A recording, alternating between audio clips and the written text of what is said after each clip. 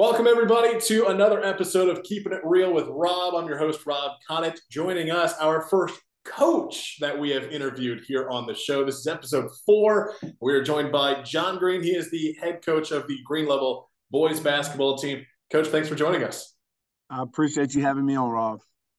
So let's start way back. And when I say way back, I mean let's start from the very beginning when Green Level became a school in 2019. Before then, you were at Green Hope and was coaching basketball there for what, more than a decade, right?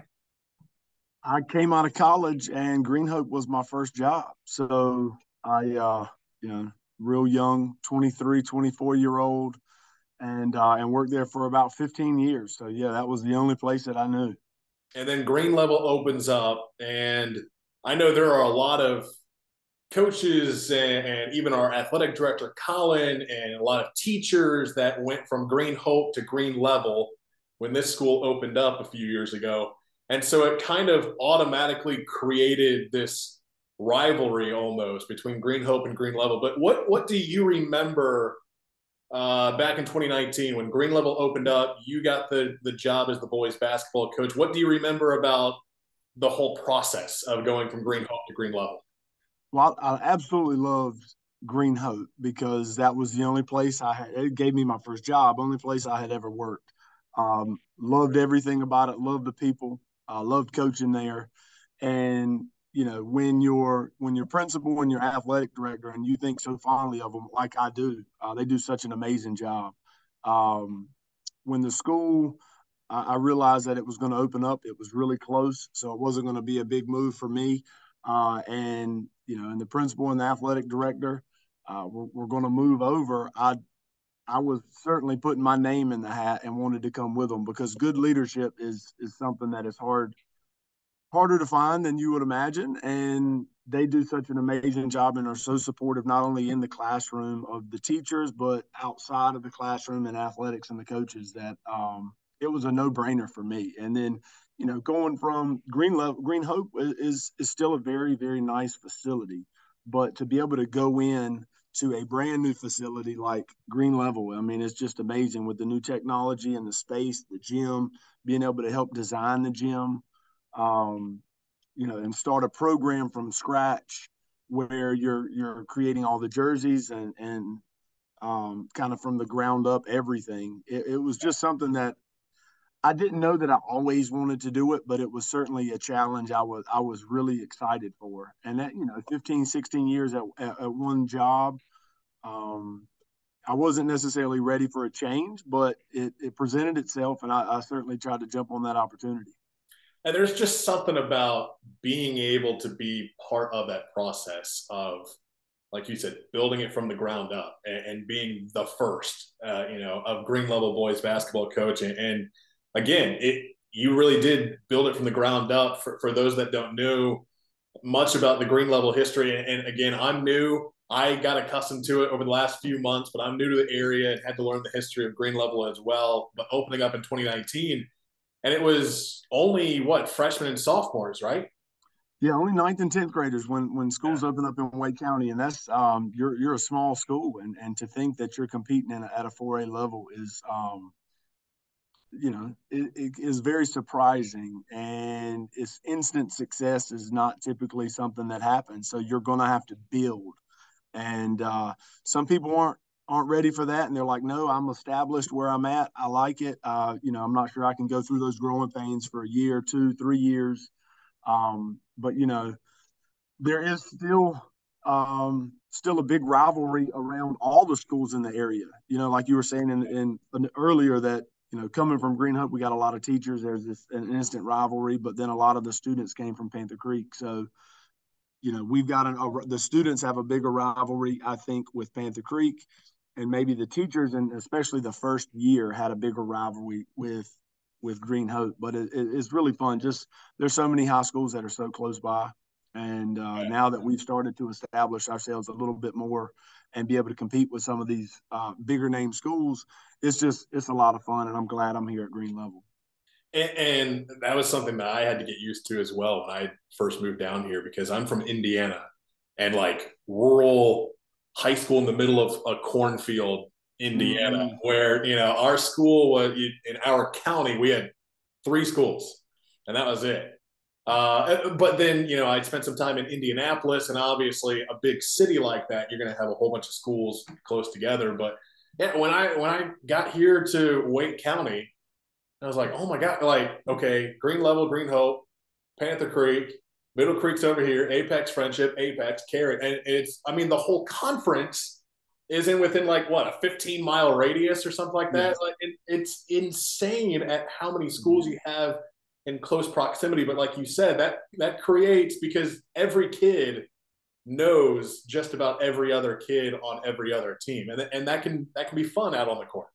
It absolutely is, because a lot of times they're growing up playing rec ball with the and going to elementary school, going to middle school with a lot of these students that they're now competing against. So if not, I guess if you're talking about that rural area in Indiana, then is probably a lot of hatred towards other schools when they're bitter rivals, and now they know that their friends they're playing against. So it's certainly a different dynamic, but still big time rivalries, and everybody's right here. They shook up the conferences a couple of years ago, and they moved a couple of schools and included a couple of Durham schools, and that was a little awkward because Apex and they weren't in our conference anymore. Middle Creek wasn't an Apex Friendship. All these schools were not in our conference anymore, and that was a little weird. But now we're kind of back to this right down Highway 55, and it's something that we've had in the past while I was at Green Hope. So it's certainly a great conference and a lot of rivalries.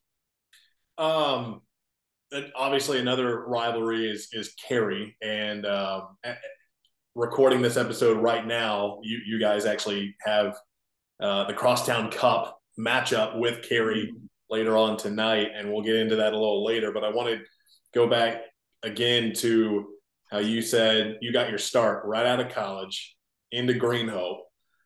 I had to do some background, but some research on you a little earlier this week. But you are a North Carolina guy through and through. I mean, you went to, was it Bedingfield High School, right? It was, yep, Wilson Bedingfield. Back in you graduated in 1999. So part of my research, I did a little Google search, and there is an article from 1999 that pops up when I Google search your name. 1999, Bedingfield senior John Green, and there's a quote in there where you say, "I don't like losing, and I don't want to be average." And I thought that was incredible. So it makes me wonder, from your high school playing days, and then you went to Barton College and played basketball there, and now you've been a coach for almost 20 years. Do you still have that mentality of I don't like losing?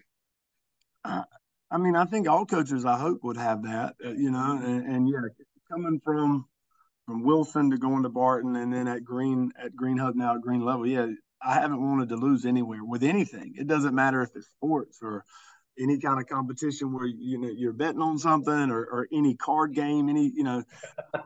I've got 3 kids and we play board games, and I allow them to win, and sometimes it hurts just to do that. But yeah, a lot. You love to go through the grind and the process, and everybody talks about that. But at the end of the day, people are doing this to get better as an individual, as a team, and then to win games. Yeah. So winning is certainly a big part, and I'm in a much better mood when I'm winning games here. And when you happen to get in a streak where you're not playing as well, you're not winning the games that you want. It's very difficult. It's very difficult, but that's, I think, what pushes me, and probably what pushes a lot of coaches at any level to continue just the daily grind of trying to get better. The first couple of seasons with your program at Green Level, and we talked about how the school opened up, you only had freshmen and sophomores, and you're literally building from the ground up. That first season, I know you probably want to completely forget it, but you went over. Did not win a single game that entire first season of Green Level boys basketball. And it took, almost another half season of that second year before we finally got our first win? So we actually got our first win in the third year, first game. Third year. Yeah, the closest that we got to a win was the very first game in school history. We went to overtime, lost in overtime, and didn't sniff a win for the next, two years really. And then in the third year, we were able to open up and finally get that monkey off our back. But it was yeah, it was a grueling 2 years, but a great group of kids to work with that didn't quit trying, and we did see improvements um, throughout the season. We were in a really awkward situation from year one to year two. Typically, when a school opens up, that first year they were able to build, and the second year they're able to retain everybody on the roster and continue to get better. And after in between years one and two, we had a lot of turnover. We had a lot of guys the first year that basketball wasn't their primary sport, maybe not even their secondary sport. It was one of those, hey, why not? Let's just give it a shot. I think we had the first year, we might have only had two guys that played middle school basketball on our roster.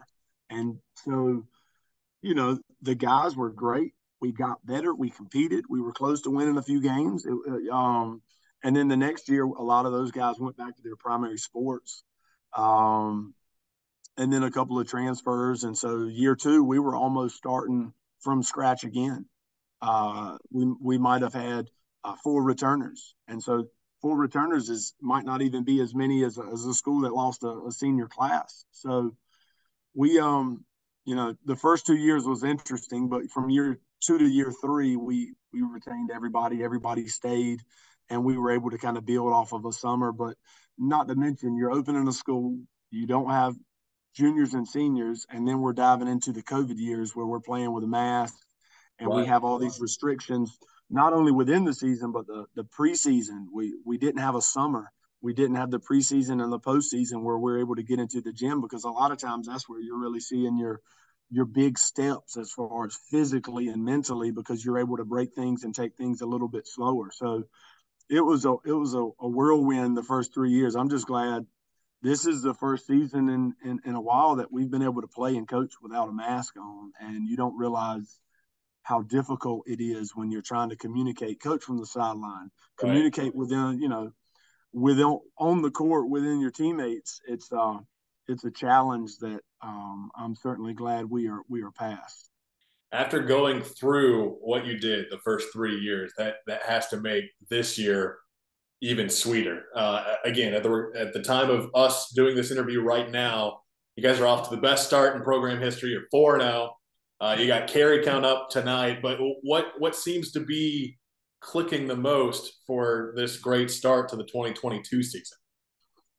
I think the chemistry is just great. Like I said, being able to have a summer, and basketball and a lot of these sports are almost year-round sports these days. Yeah. I played multiple sports, but these kids, a lot of them have stuck together all summer. They've gone and we've traveled. We've played in a lot of summer events. We've had a long preseason to where we were able to be together every day. They get along great. You know, After practice, we finished practice at 8 o'clock last night, and I go down to the locker room probably about 25 minutes after practice. And this is 8 o'clock on a Thursday night. And there were 10 of the players that are just hanging out in the locker room talking, having a good time. And these guys really get along off the court. And I think that's the carryover we see on the court. They're able to talk to each other on the court, get on each other, but yet they know, I think that they love each other. Yeah. And that chemistry goes a long ways when you're playing basketball. You mentioned how you played multiple sports when you were in high school at Bedingfield. What basketball, football, soccer, tennis? Am I missing anything? Baseball? I played a year of baseball, Yeah.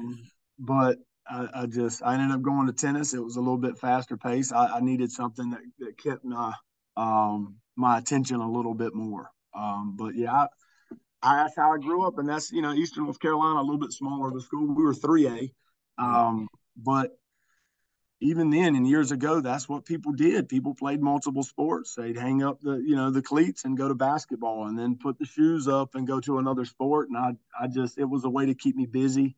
I had a great time, and with every sport is a different group of teammates and how they act, the culture of each sport, and I absolutely love just being able to turn one sport off, go to another, invest in the team, invest in that type of player, and yeah, I wouldn't change it. I wish more people played multiple sports now. I certainly encourage it. But like I said, everything is year round. It doesn't matter what sport it is. People are encouraging them to stay, and a lot of that is probably outside of the high school sports when they're coming to their club teams. They want them to train year round because it is going to get them better. But um, I think there's a lot of benefits to playing multiple sports. That's what I was going to ask you. And sometimes when you're watching, like an NFL game, they might put up that like Christian McCaffrey, not only played football but he also played basketball and soccer or whatever. Like, these guys that make it big time. When they were in high school, they played multiple sports, and like you said, it has its benefits, and you're not seeing that as much now. And I agree with you about you're seeing now if you play volleyball, once the school season is over, then you go to club and you're playing it year round, and you're getting ready for college. And I get that as well, but from you as a coach, but that played multiple sports in high school, you say you prefer if your players played other sports in other Yeah, seasons. absolutely. I would like that. I like to be able to go out and support them and let them kind of unwind a little bit from, say, their primary sport because basketball and, say, football or soccer is just so different. And, but times have changed. As much as I would like for people to play 2 and 3 sports or at least attempt to, times have changed. I mean, one, we're at a 4A school, so it's probably going to be a little bit tougher for somebody to play multiple sports. Um, and then two, club sports were not as big when I was growing up. When I was in middle school and high school, I mean, there might have been one AAU team and in our whole county, and it just it's not the same. And now, if you want to play AAU or you want to play club soccer or anything else, club volleyball, there's a team for you. You just have to go out and find it. So the times are very different. I'm not sure. I'm trying to navigate that right now with my kids. I've got 2 boys and a girl, and the 2 older boys I'm trying to navigate and not have them play one sport at such a young age, but maybe at the high school level. Um, maybe at that point in time they figured it out and they just focus on one sport. I'm not sure how I'm going to play that out with my kids, but I certainly like that opportunity for them to go and have different teams, different coaches, different teammates. It certainly, I think, helps them grow as an individual. Let's go back one more time to your days of playing in high school, because some people might not know that you were inducted into your high school Hall of Fame. Is that right? I was, You I were you was, were pretty good back then. That's what I'm kind of gathering. I was all right. I was all right. Um, I had a good time in high school, that's for sure. And then Barton College, 1,000 career points in your career there, right? It was. Yep. I redshirted one year, was there 5, but enjoyed my time. I certainly enjoyed my time. My dad was the coach. He was the athletic director, and he coached me when I was in high school. That was certainly a very interesting to have your dad coach, and you hear all the all the whispers and the talk about that's why you're playing. So I think that was one reason why I would say not just in basketball, but any sport. I played with a chip on my shoulder. I had to go out and prove myself, not just like my teammate, the person next to me, but a little bit more than anybody. I had to make sure people understood that I you know, deserved the time on the floor. So, but I wouldn't change it, would not change it for the world. So, yeah, I enjoyed both high school and then going to Barton. Absolutely loved my teammates and the coaching staff. Got along with everybody. Was your dad one of those? He kept being a coach and being a dad separate, like, or were you at the dinner table and he was like, fix your form, like you? So it was interesting. We tried to keep it a little bit separate. He didn't want to lose at anything. as well. So it was That's where we you were got it from. both yeah, we were both extremely hard-headed probably, and we would talk a little bit, but for the most part, we tried to keep it there. If I had to, if I asked for any pointers or any advice, he certainly would give it to me. But we did try to keep it. I wasn't calling him dad in practice. It was coach. I tried to keep it real business-like. But yeah, it was a very unique experience. Very unique. Okay, so with your background and you being a high school Hall of Famer, we like to end each episode with a little game. And so here's what I got for you, Coach. We're going to play a game that has to do with other basketball Hall of Famers. I will give you, we have three basketball Hall of Famers. I will give you some clues to each one at a time, and we'll see if you can guess who I'm talking about. That sound good? That sounds good. We're ready. All right, here we go. Player number one, Hall of Famer number one. This player grew up in Wilmington, North Carolina. Got to be Jordan. Wow, that was wow, that was. I didn't realize it was going to be that easy for you. Well, I mean, this is it's Michael Jordan one. We went. I've got a little bit of history with Laney where we played when I was a JV coach down at Laney at the old gym and was able to see the big Jordan logo on the wall. And then we went this summer with my son playing AAU basketball, and we're able to go to Laney, and they have a huge showcase right in their new gym with it's probably 30 different pairs of Jordan shoes in a glass case, and it's just it's really cool. So yeah, know a lot about him and about the Wilmington area. All right, it only took one clue to guess our first player. All right, let's go to Hall of Famer number two. Here's your first clue. They are a 3-time champion and a 12-time All-Star. That's your first one. Okay. All right. Next one. He can hit a shot off of a jumbotron.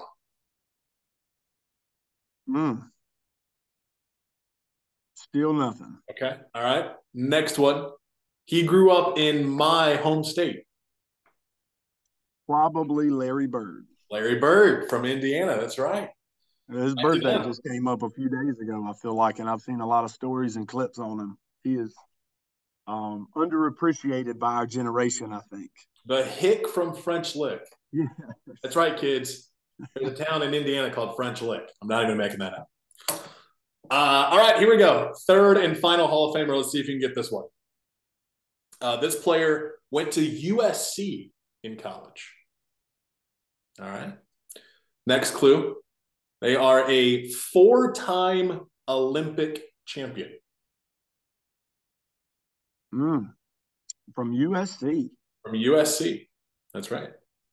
They were drafted in 1997. I'm still stuck on the USC comment. This one, all right, I'm throwing you for a loop here. Yeah. This might give it away, though. Here's your final clue for this one. They are the first player to dunk in a WNBA game. All right. Yep. Is it Lisa Leslie? Lisa Leslie. All right. I was Hall of Famer on that path. You're absolutely right. Yeah. Nicely done. 3 for 3, though.